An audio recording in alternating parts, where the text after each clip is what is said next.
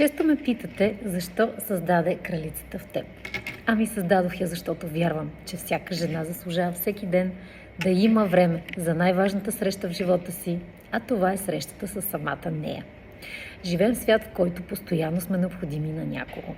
Ставаме сутрин и денят започва. Деца, семейство, работа, дом, задължения, очакванията. Всички получават по-малко от нас. Това дали ще бъде време, енергия, внимание, любов, грижа. И когато вечер останем сами, ние често съзнаваме, че точно за нас почти не ни е останало време. Кажи ми, кога за последен път спря и се попита, от какво имам нужда аз? Какво чувствам аз? Какво искам аз? За какво мечтая аз? Какво ме прави щастлива? Кога за последен път си зададе тези въпроси?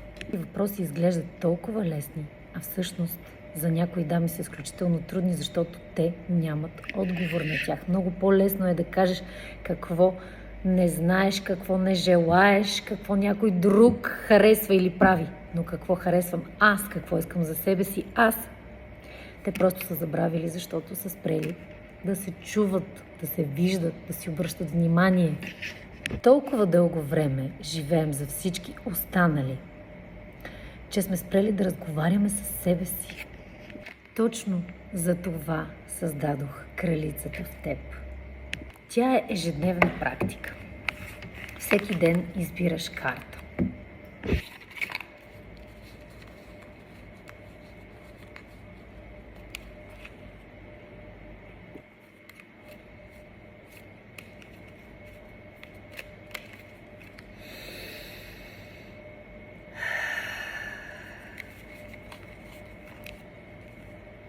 Избираш тази, която усещаш, че иска нещо да ти каже. Аз избрах тази карта мълчание. След това отварям дневника на карта мълчание и прочитам какво е написано там.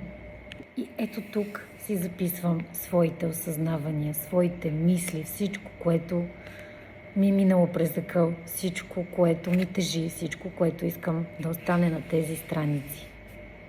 Така всеки ден, страница след страница, въпрос след въпрос, осъзнаване след осъзнаване.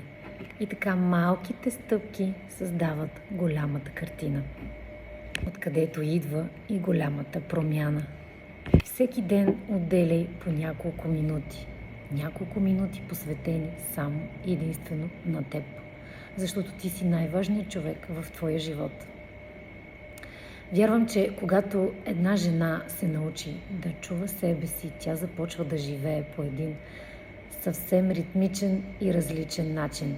Започва да взима различни решения, поставя граници, различни, без да се притеснява, че ще остане отхвърлена, неразбрана, нечута, невидяна. Ще обича по-спокойно, ще дава с лекота, остава вярна на себе си и това е най-важното. Това е и причината да съществува кралицата в теб, защото всяка жена заслужава да си спомни коя е наистина, не утре, а днес, сега, в този момент. Кралицата в теб. За жената, която избира себе си всеки ден.